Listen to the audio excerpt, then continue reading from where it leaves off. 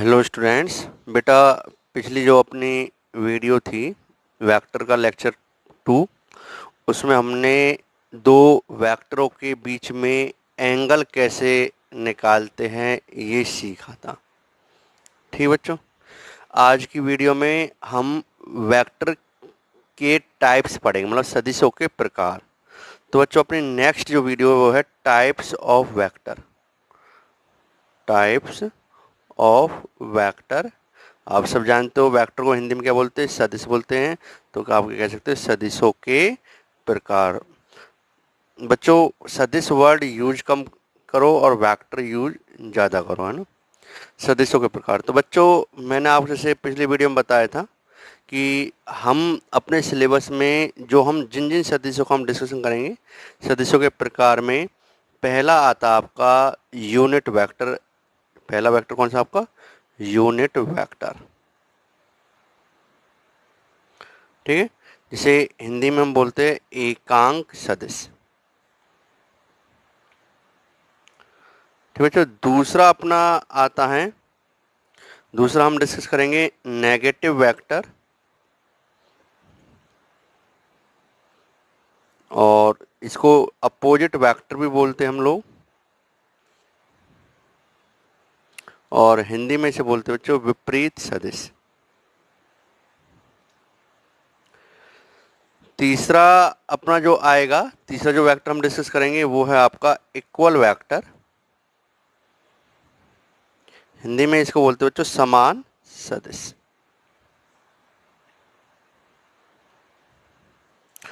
चौथा जो हम डिस्कस करेंगे वो है आपका को इनिशियल वेक्टर। को इनिशियल वेक्टर हिंदी में से बोलते हैं बच्चों सह प्रारंभिक सदिश।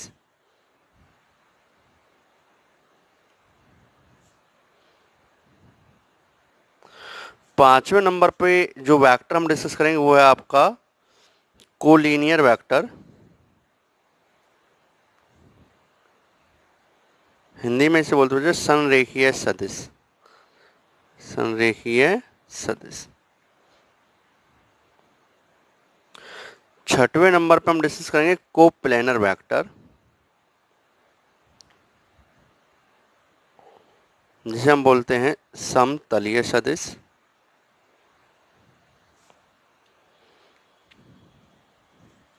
और लास्ट पे हम डिस्कस करेंगे बच्चों नल वेक्टर।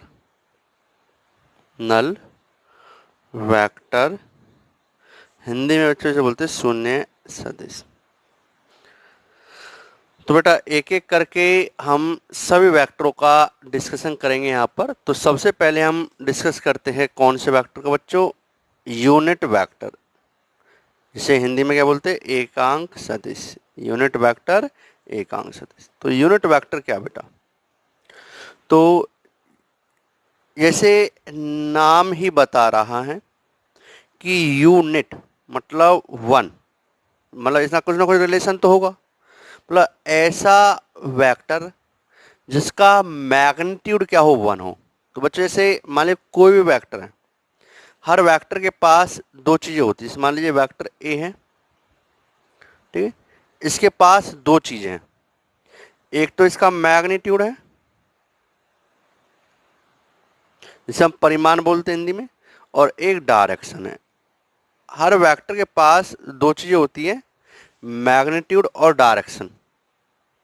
अब यूनिट वेक्टर क्या हुआ? जैसे नाम ही आप बता रहा कि यूनिट मतलब वन। तो ऐसा वेक्टर जिसका मैग्नीट्यूड क्या हो? वन हो। जिसका मैग्नीट्यूड वन हो, ठीक है, उस वेक्टर को बच्चों हम यूनिट वेक्टर कहेंगे। अब देखो, अब जो वन है, वन एक ऐसी टर्म है जिससे हम किसी को मल्टीप्लाई करेंगे तो कोई फर्क नहीं पड़ेगा। तो मतलब इस वेक्टर का मैग्नीट्यूड तो वन है, बट क्या है? डायरेक्शन है। ठीक है। तो अब जैसे मैं बोलता हूं vector A equal 1 metre east, तो बच्चों ये कैसा वेक्टर हो गया? ये आपका यूनिट वेक्टर हो गया, क्योंकि 1 मीटर ईस्ट मतलब मैग्नीट्यूड कितना है इसका? वन, और ईस्ट क्या है इसकी? डायरेक्शन। तो इसके पास डायरेक्शन है, तो या मैं वेक्टर ए इक्वल टू बोल दूं ईस्ट, तो ऑटोमेटिक अगर मैं इसके आगे कुछ नहीं लिख रहा तो इसका मतलब क्या है कि वेक्टर ए इक्वल है ओनली ईस्ट, तो इसका मतलब इसके आगे मैंने कुछ नहीं लिखा तो फिक्स है कि 1 होगा, ऐसे हम बोलते हैं ना, ठीक है। जैसे वेक्टर इक्वल टू एक्स, तो अब एक्स क्या कुछ नहीं तो इसका मतलब 1 मल्टीप्लाई होगा उसके साथ, ठीक है। तो ये जो वेक्टर ये केवल क्या दे रहा है आपको, डायरेक्शन दे रहा है, केवल क्या दे रहा है, डायरेक्शन। तो vector A equal to 1 metre east को या ईस्ट को, एक ही बात है, क्योंकि इसका मतलब आगे 1 मल्टीप्लाई है, ठीक है। तो ऐसा वेक्टर जो हमें केवल क्या बताता है बच्चों, डायरेक्शन के बारे में बताता है, ठीक है। तो ऐसे वेक्टर को हम यूनिट वेक्टर कहते हैं। तो ध्यान रखना बच्चों, यूनिट वेक्टर क्या है, यूनिट वेक्टर एक ऐसा वेक्टर है जिसका मैग्नीट्यूड 1 होता है, जिसका मैग्नीट्यूड क्या होता है बच्चों, 1 होता है, और जिसका यूज केवल किस लिए किया जाता है, जिसका यूज उपयोग केवल डायरेक्शन मतलब दिशा को बताने के लिए किया जाता है। तो जो वेक्टर केवल डायरेक्शन को बताने के लिए काम में आए तो वो यूनिट वेक्टर है। आपको अगर किसी की भी डायरेक्शन बतानी है तो बच्चों आप वहां पर कौन से वेक्टर द्वारा उसकी डायरेक्शन बताओगे, यूनिट वेक्टर द्वारा डायरेक्शन बताओगे। अब हम लोगों ने डायरेक्शन वाले वेक्टर को रिप्रेजेंट करने के लिए, मतलब यूनिट वेक्टर को रिप्रेजेंट करने के लिए हम लोगों ने एक अलग से एक साइन बना दिया। हमने कहा कि अगर मैं किसी वेक्टर के ऊपर या किसी भी क्वांटिटी को, जैसे वेक्टर ए है, मुझे वेक्टर ए की डायरेक्शन बतानी है, तो वेक्टर ए की डायरेक्शन किससे बताई जाएगी, यूनिट वेक्टर से, क्योंकि यूनिट वेक्टर क्या है, ऐसा वेक्टर जिसका यूज केवल किस लिए किया जाता है, डायरेक्शन बताने के लिए किया जाता है। तो इसके पास केवल डायरेक्शन होती है, मैग्नीट्यूड तो इसका 1 ही होता है। तो बच्चों हम क्या करते हैं, यूनिट वेक्टर की ठीक है, यूनिट वेक्टर का हमने एक सिंबल बना दिया। जैसे मुझे वेक्टर ए का यूनिट वेक्टर दर्शाना है तो मैं क्या करूंगा, जिस क्वांटिटी का, जिस राशि का हमें यूनिट वेक्टर रिप्रेजेंट करना है उसे मैं एक कैप पहना दूंगा। मैंने इसको एक कैप पहना दी ये वाली, तो वो कैप क्या बताएगी, अगर मैंने उस राशि के ऊपर कैप लगाया तो इसका मतलब ये क्या केवल डायरेक्शन है, ये केवल डायरेक्शन है। ये कैप मतलब आपको क्या दे रही है, डायरेक्शन दे रही है। और ऐसे वेक्टर को हम क्या बोलेंगे, ये क्या है, ए का यूनिट वेक्टर है। तो किसी क्वांटिटी का यूनिट वेक्टर किस तरह रिप्रेजेंट करते हैं बच्चों, हम किसी भी राशि का यूनिट वेक्टर कैसे बताते हैं, किसी भी क्वांटिटी का यूनिट वेक्टर बताने के लिए हम क्या करते हैं, उस क्वांटिटी के ऊपर कैप लगा देते हैं। जैसे मुझे आपकी क्वांटिटी है वेक्टर ए, तो मुझे ए है, तो ए का यूनिट वेक्टर रिप्रेजेंट करने के लिए मैं क्या करूंगा, ए के ऊपर कैप लगा दूंगा। क्लियर बच्चों।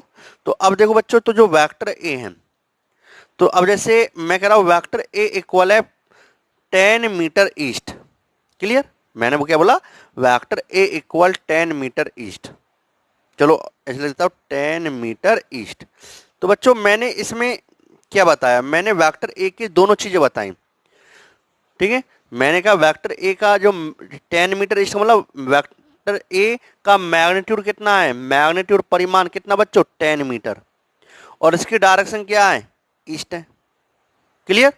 तो अब मैं इसको इस तरह लिख सकता हूं बच्चों, वेक्टर ए इक्वल, अगर मैंने आपको जैसे बताया था पहले कि अगर मैं किसी क्वांटिटी को केवल ए लिखता हूं तो ए का मतलब क्या, केवल ए का मतलब है मैग्नीट्यूड, और इसके ऊपर एरो लगाए तो इसका मतलब मैग्नीट्यूड भी और डायरेक्शन भी है। तो अगर मैं केवल 10 मीटर लिखता हूं तो इसका मतलब मैग्नीट्यूड, तो मैग्नीट्यूड मतलब केवल ए, केवल क्या ए, तो ये ए क्या बता रहा है, वेक्टर ए का मैग्नीट्यूड, ठीक है। और ईस्ट, ईस्ट क्या, डायरेक्शन, और डायरेक्शन को कौन बताता है, यूनिट कैप। तो डायरेक्शन के लिए क्या करते हैं, उस क्वांटिटी के ऊपर क्या लगा दो, कैप लगा दो। तो मैं वेक्टर ए को इस तरह लिख सकता हूं, ए इंटू ए कैप। ए क्या बेटा, इसका मैग्नीट्यूड है, और ए कैप क्या क्या है, इसकी डायरेक्शन, और ये ए कैप को ही हम क्या बोलते हैं, यूनिट वेक्टर। तो अगर आपसे कहा जाए कि यूनिट वेक्टर निकालो, तो बच्चों यहां से ए कैप का फॉर्मूला क्या आ गया, ए कैप का क्या फॉर्मूला आ गया बच्चों हमारा, ए कैप का फॉर्मूला क्या आ गया कि अगर मैं वेक्टर ए को क्या करूं, उसके मैग्नीट्यूड से डिवाइड कर दूं, ए से डिवाइड कर दूं, तो बच्चों ये क्या आ जाएगा, यूनिट वेक्टर आ जाएगा। तो यूनिट वेक्टर हम कैसे निकालते हैं, किसी वेक्टर को उसके मैग्नीट्यूड से डिवाइड कर देते हैं, भाग दे देते हैं, तो आपका क्या आ जाएगा, आपका यूनिट वेक्टर निकल कर बच्चों यहां पर आ जाएगा। तो देखो आपका यूनिट वेक्टर क्या आ गया, A cap equal to vector A divide by A. इस तरीके से आप यूनिट वेक्टर या एकांक सदिश निकाल सकते हो। बच्चों अगर जो मैग्नीट्यूड जैसे वेक्टर ए है, वेक्टर ए के मैग्नीट्यूड को रिप्रेजेंट करने के, वेक्टर ए का मैग्नीट्यूड दर्शाने के दो तरीके हैं। एक तरीका क्या बच्चों, एक तरीका तो क्या है कि आप केवल ए लिख दो। अगर मुझे वेक्टर ए का मैग्नीट्यूड बताना, मैग्नीट्यूड, मैग्नीट्यूड क्या बोलते हैं हिंदी में, परिमाण। अगर मुझे वेक्टर ए का मैग्नीट्यूड बताना, परिमाण बताना है, तो कैसे करूंगा बच्चों, आप या तो केवल ए लिख दो और या उस वेक्टर को मॉड के अंदर रख दो। तो ये दोनों सिंबल आपके मैग्नीट्यूड को रिप्रेजेंट करने के हैं। तो आप इसको इस तरह से भी रिप्रेजेंट कर सकते हो, vector A divide by mod of vector A. अगर कोई वेक्टर को हम मॉड में लिख देते हैं तो इसका मतलब क्या है कि इसके पास केवल मैग्नीट्यूड है, डायरेक्शन नहीं है। तो ये केवल डायरेक्शन बताता है। क्लियर? तो इस तरीके से हम यूनिट वेक्टर निकालेंगे। अब बच्चों, अब हम लोग जब अपनी पढ़ाई करते हैं तो हम मैक्सिमली किसी भी पॉइंट की या किसी भी ऑब्जेक्ट की, वस्तु की पोजीशन, पोजीशन को हिंदी बोलते हैं स्थिति, रिप्रेजेंट करने के लिए, पोजीशन बताने के लिए हम लोग क्या करते हैं, कार्टियन प्लेन, कार्टियन हिंदी में बोलते हैं कार्तीय निर्देश पद्धति, मतलब कार्टियन प्लेन। कार्टियन प्लेन मतलब ऐसा प्लेन जो एक्स एक्सिस, वाई एक्सिस और जेड एक्सिस रखता है। ठीक है? तो हम लोग कार्टियन प्लेन लेते हैं। जैसे आपकी ये कार्टियन प्लेन मतलब एक्स एक्सिस, वाई एक्सिस और बच्चों जेड एक्सिस एक्चुअल में इस तरीके से होगी ऊपर की ओर, है ना। बट अब जैसे बुक्स वाले दिखाते तो हम भी उस, या तो आप डॉट लगा के दिखा दो या फिर आप इस तरीके से जेड बना लो फिलहाल, तो है ना, ये जेड एक्सिस। तो अब क्या करते हैं कि हमारी जो पढ़ाई है, हम जो पढ़ाई करते हैं कागज पे जो हम, ठीक है, उसमें हम ये कहते हैं कोई ऑब्जेक्ट एक्स दिशा में चल रहा है, वाई दिशा में चल रहा है, जेड दिशा में चल रहा है। हमें ऐसे बोलते हैं कोई ऑब्जेक्ट, कोई वस्तु किधर जा रही है बेटा, एक्स डायरेक्शन में जा रही है, वाई डायरेक्शन में जा रही है और जेड डायरेक्शन में जा रही है। तो बार बार हम लोग क्या करते हैं, अब एक्स डायरेक्शन, वाई डायरेक्शन और जेड डायरेक्शन न बोलकर हम लोगों ने क्या किया, एक्स डायरेक्शन को बताने के लिए, वाई डायरेक्शन को बताने के लिए और जेड डायरेक्शन को बताने के लिए एक यूनिट वेक्टर बना दिया। ठीक है? अब हम केवल वो यूनिट वेक्टर लिख देंगे तो समझ जाएंगे कि ये कौन सी डायरेक्शन है, एक्स डायरेक्शन। ठीक है? ये कौन सी है, वाई डायरेक्शन, ये कौन सी जेड डायरेक्शन। तो बच्चों हमने एक्स डायरेक्शन, सुनो ना ध्यान से, एक्स डायरेक्शन, वाई डायरेक्शन और जेड डायरेक्शन को रिप्रेजेंट करने के लिए क्या किया, यूनिट वेक्टर का एक सिंबल बना दिया। तो वो सिंबल क्या बच्चों, जैसे मुझे एक्स डायरेक्शन रिप्रेजेंट करनी, तो मैंने क्या किया, आई के ऊपर कैप लगा दिया। ठीक है? जैसे मैं, कोई मेरे से कहता है वेक्टर ए इक्वल है 20 मीटर एक्स डायरेक्शन में। ठीक है? तो बच्चों मैं अब क्या लिखूंगा, अब मैं इसको इस तरह लिख दूंगा, वेक्टर ए का मतलब 20 क्या है, इसका मैग्नीट्यूड और डायरेक्शन क्या, एक्स। तो एक्स डायरेक्शन को बता, अब होता है कि डायरेक्शन को बताने वाला वेक्टर कौन सा होता है, यूनिट वेक्टर। तो मैंने क्या किया, एक्स डायरेक्शन के लिए एक पर्टिकुलर साइन दे दिया और वो साइन क्या, आई कैप। तो अगर कहीं पे भी आई कैप लगा हुआ है तो हम समझ जाएंगे ये कौन सी डायरेक्शन है, आई कैप। तो इस वेक्टर ए को हम इस तरह लिख सकते हैं बच्चों, 20 आई कैप। 20 मतलब इसका मैग्नीट्यूड 20 है और आई कैप मतलब ये कौन सी डायरेक्शन में, 20 वैल्यू एक्स डायरेक्शन में। तो वो समझ जाएगा कि ये वैल्यू एक्स डायरेक्शन में। ठीक है? तो vector A equal 20 I cap. इसी तरीके से बच्चों हमने क्या किया, वाई डायरेक्शन को रिप्रेजेंट करने के लिए क्या लगा दिया, एक यूनिट वेक्टर जे कैप बना दिया। ठीक है? तो अगर कहीं पे जे कैप लगा हुआ तो इसका मतलब क्या है, ये वाई डायरेक्शन में जा रहा है और जेड डायरेक्शन को रिप्रेजेंट करने के लिए के कैप लगा दिया। तो बच्चों ये है पॉजिटिव एक्स। तो यहां पे मैं लिख देता हूं, पॉजिटिव एक्स डायरेक्शन के लिए यूनिट वेक्टर कौन सा आपका, आप लिख लेना इस तरीके से, पॉजिटिव एक्स डायरेक्शन के लिए यूनिट वेक्टर क्या आपका, आई कैप। पॉजिटिव वाई डायरेक्शन के लिए यूनिट वेक्टर क्या बच्चों आपका, जे कैप। पॉजिटिव जेड डायरेक्शन के लिए यूनिट वेक्टर क्या बच्चों आपका, के कैप। क्लियर? इसी तरीके से अपनी नेगेटिव एक्स डायरेक्शन भी होती है, नेगेटिव वाई डायरेक्शन भी होती है और नेगेटिव जेड डायरेक्शन भी होती है। तो बच्चों हमने क्या किया, नेगेटिव एक्स डायरेक्शन के लिए यूनिट वेक्टर क्या हो जाएगा, तो मैंने बना दिया माइनस आई कैप। ठीक है? नेगेटिव वाई डायरेक्शन के लिए बेटा मैंने क्या किया, नेगेटिव जे कैप, और नेगेटिव जेड डायरेक्शन को बताने के लिए मैंने क्या यूनिट वेक्टर लगा दिया, माइनस के कैप। तो माइनस के कैप हमें नेगेटिव जेड डायरेक्शन के बारे में बताएगा, माइनस जे कैप हम तो minus k cap negative z direction, minus j cap negative Y direction, minus i cap negative x direction. बच्चों ये हमने यूनिट वेक्टर के साइन दे दिए एक्स के लिए, वाई के लिए और जेड के लिए, क्योंकि अपनी मेनली जो प्रॉब्लम्स होती है उनमें एक्स वाई जेड डायरेक्शन का ही डिस्कशन होता है। क्लियर। अब जैसे मान लीजिए कोई ऑब्जेक्ट यहां पर है, इस ऑब्जेक्ट की जो पोजीशन है, मैं कह रहा हूं कि ये एक्स में है 10 मीटर और वाई में है ये 5 मीटर।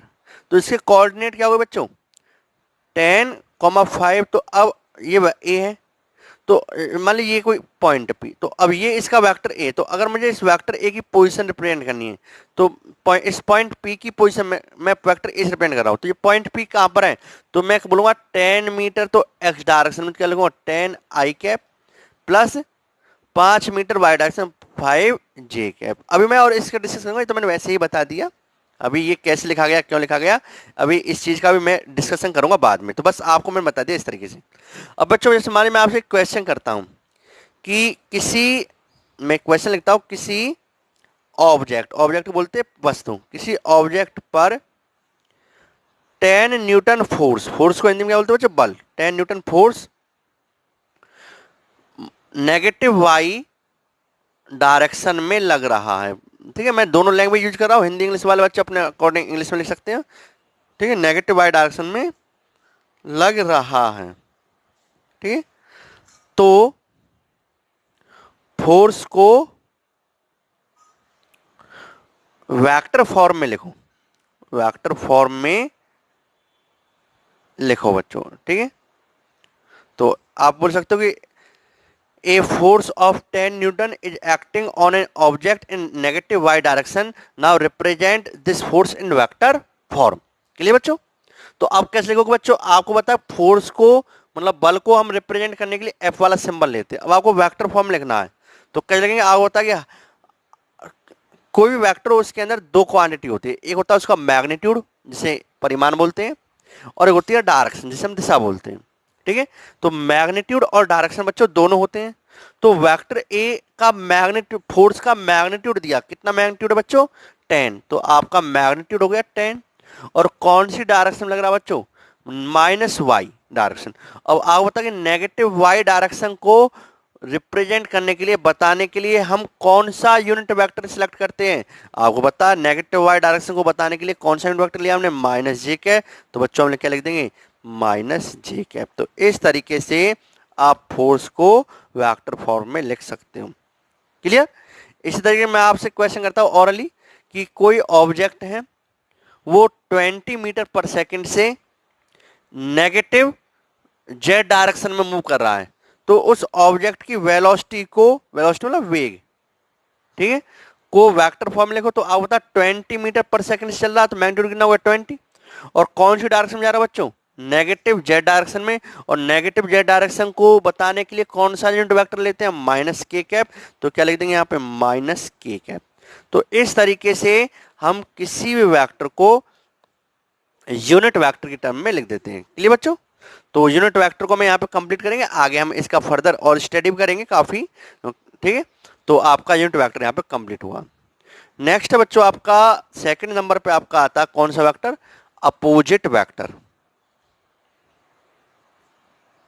अपोजिट वेक्टर, और अपोजिट वेक्टर का हो या इसे नेगेटिव वेक्टर कहते हैं बच्चों, नेगेटिव वेक्टर, और हिंदी में इसको बोलते हैं बच्चों विपरीत सदिश। ठीक है, लिख लेना आप, हिंदी में लिखना चाहो तो विपरीत सदिश। ठीक है, अब ये नेगेटिव वेक्टर होता क्या, जैसे नाम ही दर्शा रहा अपोजिट नेगेटिव। मान लीजिए कोई वेक्टर ए ये है, किसी वेक्टर ए को रिप्रेजेंट करने के लिए मैंने ये वेक्टर लाइन खींची। ठीक है, आप बताइए कोई वेक्टर लाइन क्या करती है, किसी वेक्टर के मैग्नीट्यूड को रिप्रेजेंट करती है, और एरो का साइन उस वेक्टर की डायरेक्शन को रिप्रेजेंट करता है। तो ये वेक्टर ए है, तो वेक्टर ए को मैंने इस तरह रिप्रेजेंट किया है, और ये वेक्टर मैं कह रहा हूं बेटा बी है। ये वेक्टर बी है।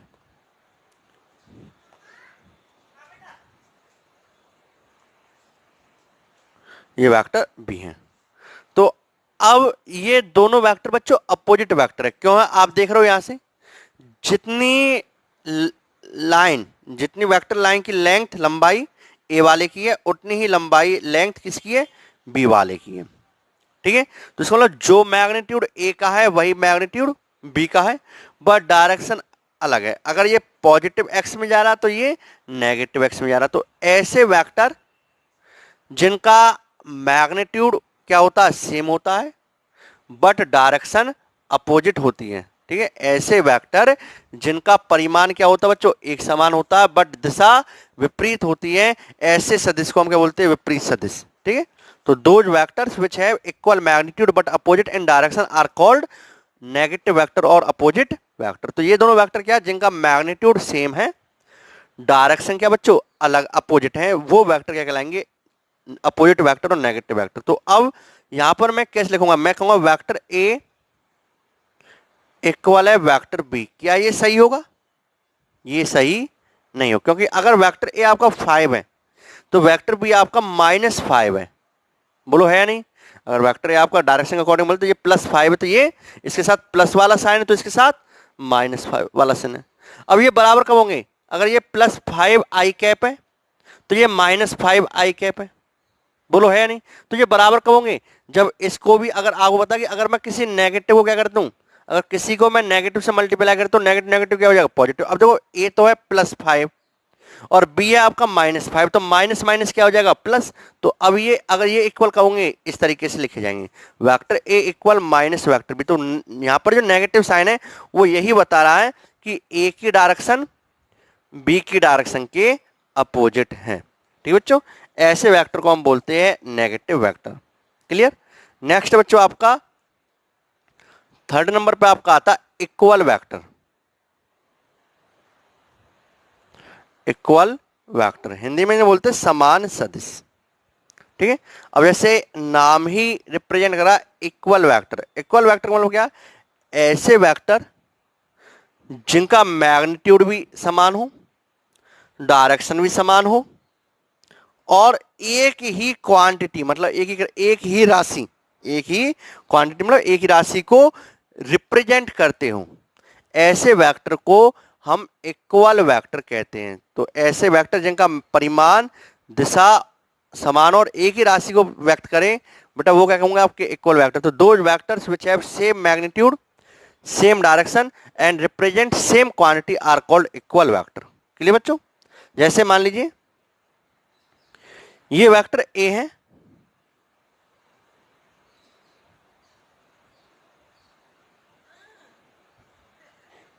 और ये वेक्टर बी है।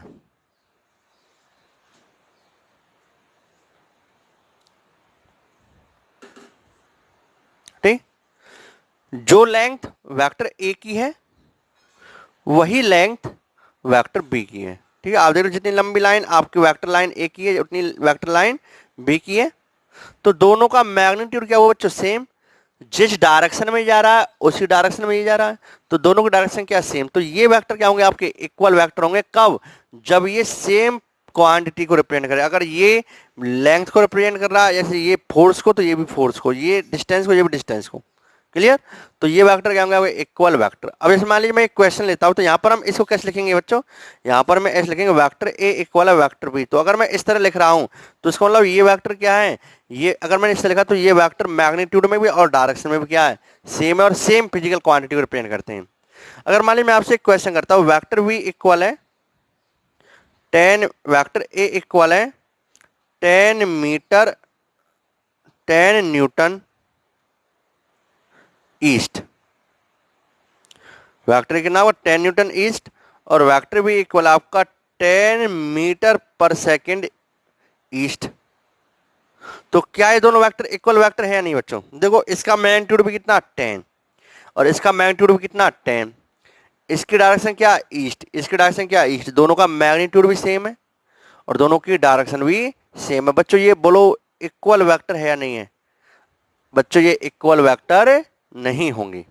क्यों नहीं होंगे? क्योंकि मैंने एक कंडीशन और बोली जो बताते नहीं है बच्चों को स्कूलिंग में, कि इक्वल वेक्टर केवल तभी कहलाएंगे जब वो दोनों सेम क्वांटिटी को रिप्रेजेंट करें। अगर हम यहाँ पर देखें तो वेक्टर ए कितना 10 न्यूटन फोर्स, 10 न्यूटन ईस्ट, मतलब ये फोर्स, न्यूटन किसकी यूनिट है? फोर्स की, बल की। तो ये किसको रिप्रेजेंट कर रहा है? फोर्स को, बल को रिप्रेजेंट कर रहा है। वेक्टर भी कितना बच्चों आपका 10 मीटर पर सेकेंड ईस्ट। तो ये मीटर पर सेकंड किसकी यूनिट है? मीटर पर सेकंड है आपकी, किसकी है बच्चों? ये मीटर पर सेकंड तो आपकी वेलोसिटी की है। ठीक है, तो ये किसको रिप्रेजेंट कर रही है? वेलोसिटी को। तो दोनों का मैग्नीट्यूड सेम है, ये भी 10 है, ये भी 10 है, दोनों की डायरेक्शन सेम है, ईस्ट ईस्ट, बट दोनों सेम क्वांटिटी, सेम राशि को रिप्रेजेंट नहीं कर रहे। इक्वल वेक्टर के लिए दोनों क्वांटिटी क्या होनी चाहिए? सेम होनी चाहिए। तो हम यहां पर बच्चों वेक्टर ए इक्वल वेक्टर भी कह सकते हैं, ऐसा हम नहीं कह सकते, क्योंकि इक्वल वेक्टर कभी तभी होंगे जब सेम क्वांटिटी को भी वो रिप्रेजेंट करे। क्लियर बच्चों? चलो नेक्स्ट आता बच्चों आपको को इनिशियल वेक्टर। नेक्स्ट है आपका को इनिशियल वेक्टर।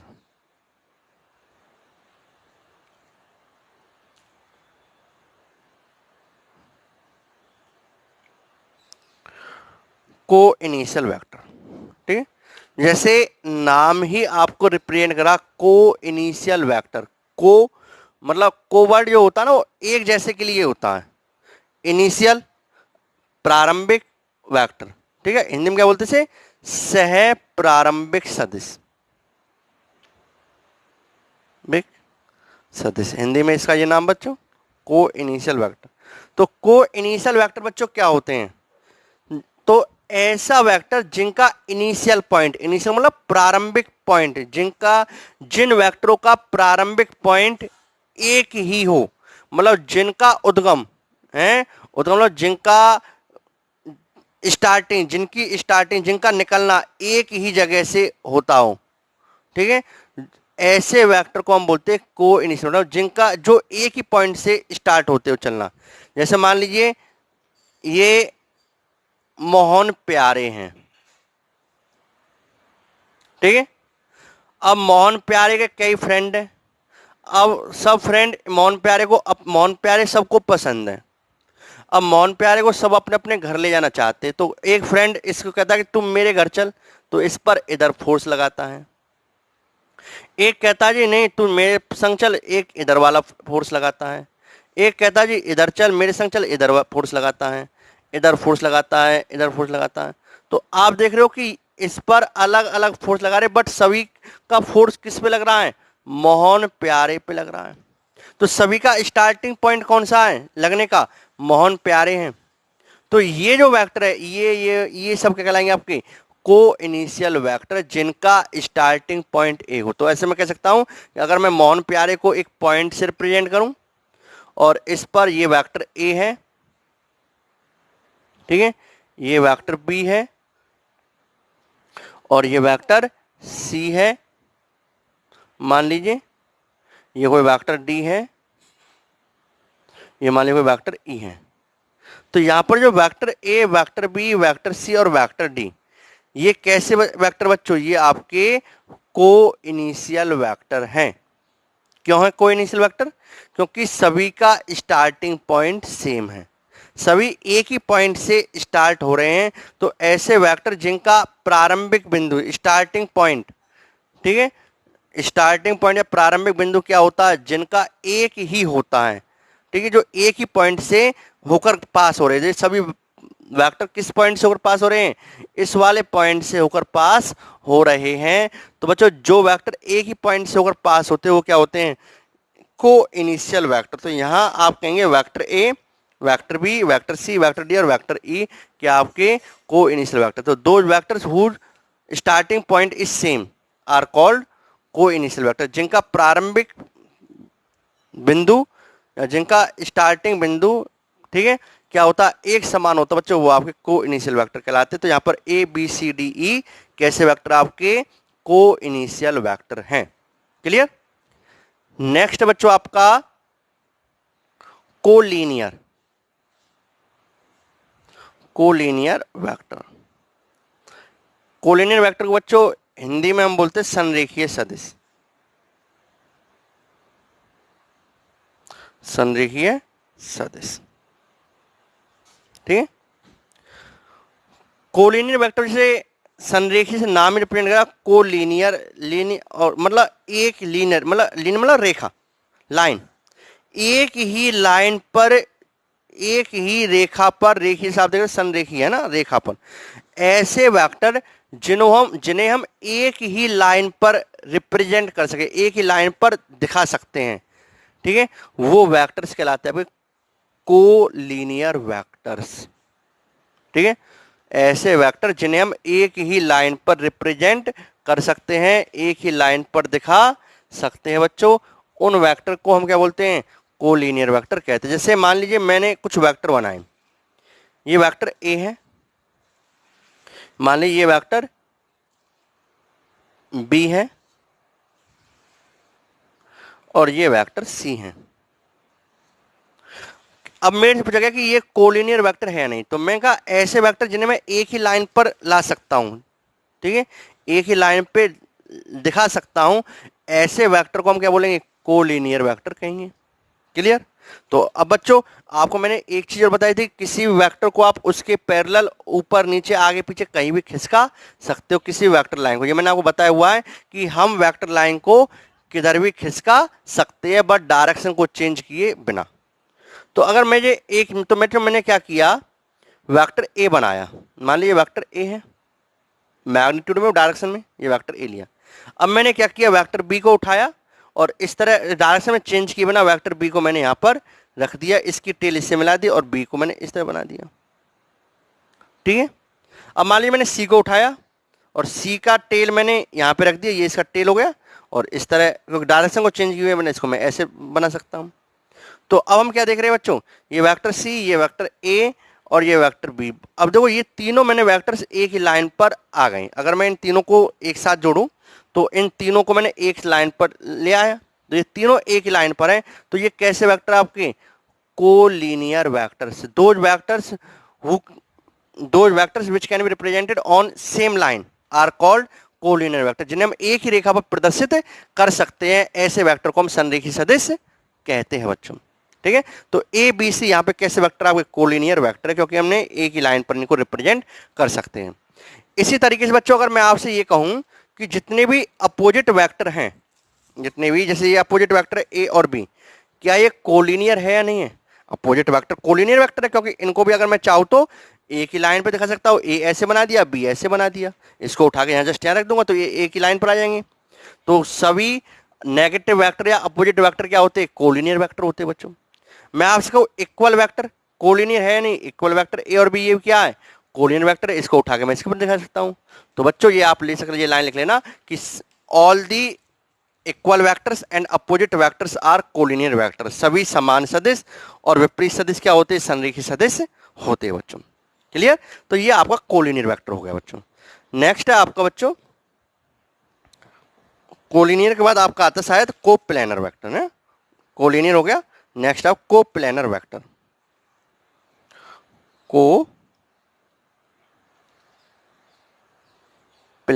वेक्टर, ठीक है बच्चों।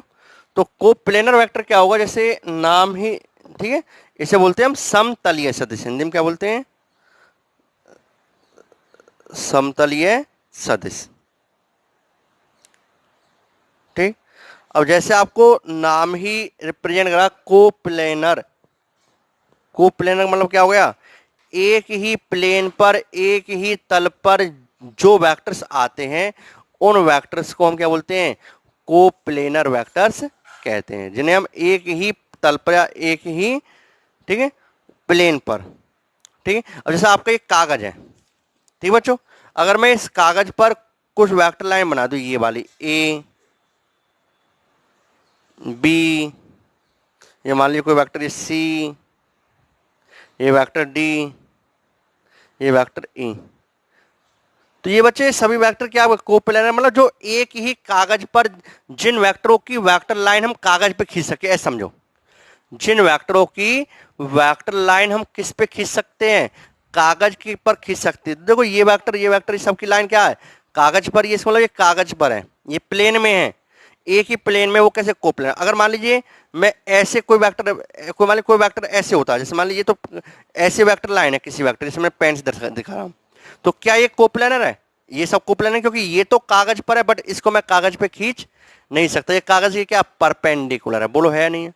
तो अब ये वेक्टर अगर मैं इसको इसको कोप्लेनर में सम्मिलित नहीं कर सकता हूं बच्चों, ठीक है, तो यह आपका कोप्लेनर वेक्टर नहीं है, ठीक है,